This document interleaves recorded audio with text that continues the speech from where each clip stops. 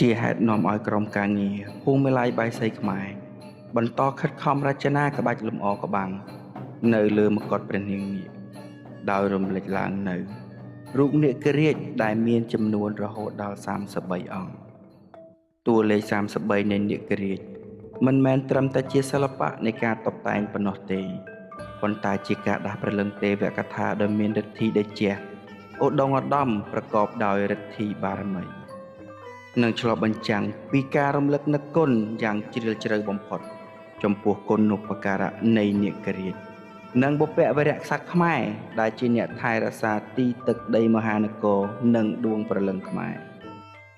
ការបន្តដង្ហែតាមព្រះវីរៈគំរូមិនត្រឹមតែជាការគោរពចំពោះព្រះមហាករុណាธิคุณនៃព្រះវិញ្ញាណក្ខន្ធសម្ដេចព្រះរាជបុត្រីព្រះរាមនរោត្តមបុប្ផាទេវីនោះទេប៉ុន្តែក៏ជាការ